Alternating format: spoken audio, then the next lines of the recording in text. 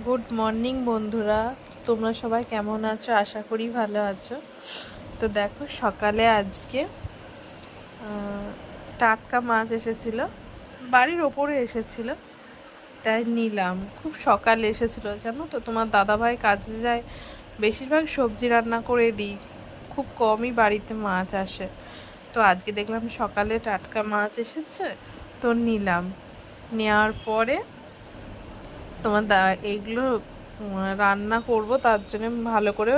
আর ওই ছাইটা ভিজে গিয়েছে, বৃষ্টি পড়েছে, রেখেছিলাম ভালো করে, তবু জল পড়ে ছাইটা ভিজে গিয়েছে। তো ছেলেটা খুব দুষ্টুমি করছে, দেখো, মাছগুলোকে বলছি ওরকম করিস না, ও মাছগুলোকে টেনে পেটে টো করে দিচ্ছে, চোখ কানা করে দিচ্ছে, কথা বললেও শোনে না, দুষ্টুমি করে, জানো তো। তো আমি এই যে দেখো, অনেক রকমের মাছ রয়েছে, বাটা পোনা মাছ, আর